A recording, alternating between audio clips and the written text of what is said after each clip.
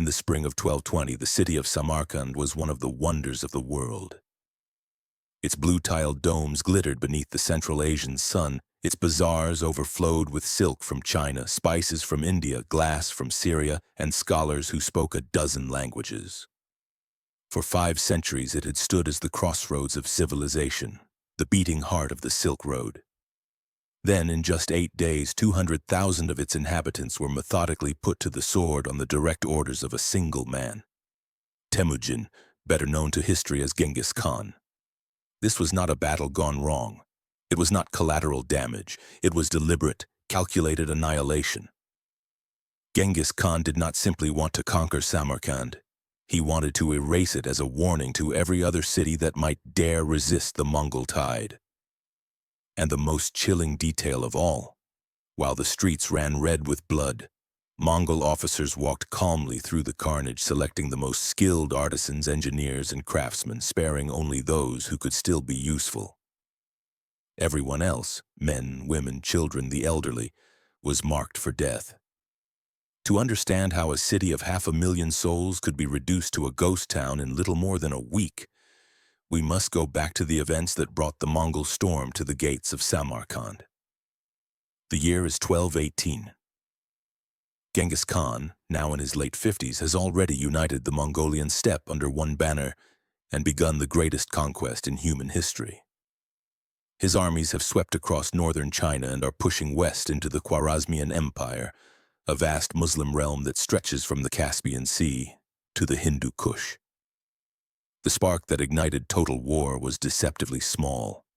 Genghis sent a caravan of 450 Muslim merchants and 1 ambassador to the Khwarazmian city of Otrar. The governor of Otrar, Inalchuk, suspected the caravan was a cover for spies. He seized the goods, executed the merchants, and fatally killed the ambassador. When Genghis demanded justice, Shah Ala ad-Din Muhammad II, the proud ruler of Khwarazm, not only refused but added insult by shaving the heads of the returning Mongol envoys and sending one back without his head. To Genghis Khan, this was more than an insult. It was a declaration of total war. The great Khan vowed to destroy the entire Khwarazmian Empire root and branch. Samarkand, the empire's most glorious city and the Shah's own capital, would pay the heaviest price. By early 1220, the Mongol noose was tightening. City after city, Otrar, Bukhara, Gurganj, had already fallen in orgies of fire and slaughter. Samarkand's garrison watched in horror as Mongol tumans, each 10,000 horsemen strong, appeared on the horizon like a black sea. Commanding them were Genghis Khan himself and his youngest son, Tolui, the coldest and most methodical of his heirs. The city's defenses were formidable. 12 kilometers of towering walls, dozens of iron-plated gates, and a garrison of 40,000 elite Turkish cavalry plus 20,000 war elephants brought from India. The population inside numbered close to 500,000. They believed the walls would hold. They were wrong. The siege began in March 1220. For 5 days, the Mongols did not attack. Instead, they encircled the city completely, cutting every road, diverting the Zarafshan River to deny water to the fields, and building a wooden palisade around their own camp so perfect that no one could slip in or out. Inside Samarkand, panic spread. Food stores were adequate for a long siege, but morale was not. Rumors arrived daily of the fate of Bukhara, how its defenders had been promised mercy if they surrendered, only to be massacred anyway once the gates were opened. On the 6th day, the bombardment began. Hundreds of counterweight trebuchets, built on the spot by Chinese engineers captured in earlier campaigns, hurled stones the size of millstones day and night. Arrows tipped with burning naphtha rained down, setting roofs alight. The Mongols also used an older terror weapon. They loaded corpses of plague victims and prisoners into the catapults, hoping disease would do what steel had not yet accomplished. The city's Turkish commanders argued bitterly. Some wanted to sally out and fight in the open field where their heavy cavalry might break the lighter Mongol horse archers. Others insisted on holding the walls. In the end, they did both, and neither worked. Every sortie was met by waves of mounted archers who refused close combat, retreating while loosing storm after storm of arrows until the Turkish knights, bleeding and exhausted, were cut down in prepared killing zones. After 5 days of relentless pressure, something inside the city broke. A group of wealthy merchants and senior clerics approached the garrison commander with a proposal. Surrender on terms. They had heard that Genghis sometimes spared cities that opened their gates voluntarily. The commander, facing mutiny from his own troops, agreed. On the morning of the 8th day since the Mongols had first appeared, the Great Western Gate, the Iron Gate of Samarkand, was thrown open. The Mongols did not charge. They waited. A delegation of 20 imams and notables walked out under a white banner to negotiate. They were received politely, given mare's milk to drink, and told that the Khan accepted their surrender. The garrison was ordered to lay down arms outside the walls. The civilian population was told to remain calm. Only a contribution would be required. What happened next was rehearsed with terrifying precision. As soon as the 60,000 soldiers of the garrison had stacked their weapons and were surrounded in the plain west of the city, Mongol lancers rode in from 3 sides. In less than an hour, almost the entire military force of Samarkand was exterminated. Contemporary chroniclers say the ground was so thick with corpses that riders had to pick their way carefully to avoid stumbling. Then the real slaughter began. The Mongols entered Samarkand in perfect silence, 4 columns moving along the main arteries toward the Registan, the great central square. They did not loot at first. Looting would come later.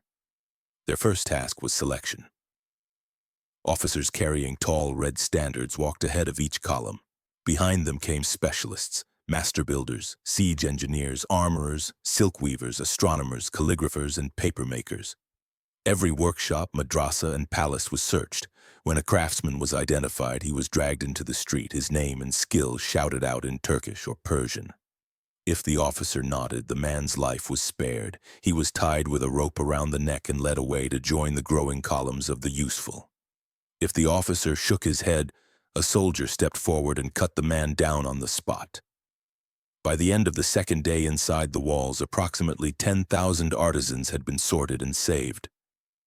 Everyone else was surplus. On the 3rd morning, the systematic killing began in earnest. The population was ordered to leave their homes and assemble in the open spaces. The Registan, the mosque courtyards, the polo grounds. Families clutching what little gold they could carry were herded together by the tens of thousands. The Mongols divided them into manageable groups of 2,000 or 3,000 and marched them out through the gates to the plain, where the garrison had already died. There, in full view of the city walls, the execution detachments waited. Each detachment consisted of 100 disciplined soldiers who worked in teams of 10. One man held the victim's arms, another pulled the head back by the hair, a third slit the throat with a single practiced stroke. The bodies were left where they fell. There was no time for burial. Persian sources record that blood ran in streams toward the Zarafshan, and that packs of dogs grew so bold they began dragging corpses apart before the killers had even moved to the next group. Children were not spared. Chronicler Ibn al-Athir, usually restrained in his language, writes that the Mongols took the little boys and girls and dashed their heads against the walls, or used them for target practice with their bows. Pregnant women were ripped open to ensure no future generation would rise against the Khan. By the 5th day, the city stank of death. Smoke from burning libraries and palaces hung like a funeral shroud. The Great Friday Mosque, its turquoise dome visible for miles, was used first as a stable for Mongol horses, then set alight when the slaughter paused at dusk. Inside the citadel, the last pocket of resistance, 400 Fidayin loyal to the Shah, fought to the death. When the final defender fell, Tolui ordered the citadel razed so completely that only the foundations remained. And still the killing continued. For 8 full days, the Mongols worked without rest, as though the extermination of 200,000 human beings was nothing more than a grim harvest. When the sun rose on the 9th day, Samarkand was silent. No dogs barked, no babies cried. Only the wind moved through empty streets littered with broken tile and bone. The spared artisans, now slaves, were marched away eastward, destined for the new Mongol capital of Karakorum, carrying with them the knowledge that had made Samarkand great. The rest of the city was put to the torch. For 3 days it burned until even the great iron gates melted and ran like water. What had been one of the richest, most cultured cities on earth was reduced to a smoldering warning written in ash and blood. Resist the Khan, and this will be your fate. But the story of Samarkand in 1220 does not end with the silence of the grave. What happened next would echo across centuries and shape the destiny of half the world. Genghis Khan never rebuilt Samarkand the way it had been. He did not need to. The message had been delivered in a language every ruler from China to the Caspian understood instantly: submission or annihilation. Within 2 years, the entire Khwarazmian Empire was gone. Its cities were either ashes or vassal towns sending tribute in gold, horses, and daughters. The road was now clear for the next phase of Mongol conquest: Persia, the Caucasus, Russia, and eventually the gates of Baghdad and Kiev. Yet out of the smoking ruins something unexpected rose. The 10,000 artisans dragged away in ropes became the seed of a new imperial culture. In Karakoram and later in Beijing, Persian astronomers taught Mongol princes the movements of the stars. Chinese papermakers and Persian calligraphers together created the first books printed in the Uyghur Mongol script. Silk weavers from Samarkand dressed the Khan's court in robes finer than any emperor had worn before. The Mongols, who entered history as destroyers, became unlikely patrons of a golden age that fused the best of Islamic, Chinese, and steppe traditions. The terror of 1220 bought them the human capital they could never have produced themselves. Samarkand itself would rise again, but never to its former independence. A century later, under Timur, himself a man who admired and imitated Genghis. New blue domes were built on the old bones. Tourists today walk the Registan and marvel at its beauty, unaware that the ground beneath their feet is a cemetery 200,000 bodies deep. The great irony is that the city's second golden age was made possible only because its first was murdered so completely that no rival power remained to challenge Timur's vision. In the final accounting, the 8 days of 1220 were not an outburst of mindless barbarism. They were the most terrifyingly efficient act of psychological warfare ever conducted.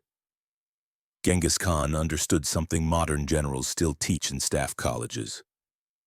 The fastest way to conquer a continent is to make one unforgettable example.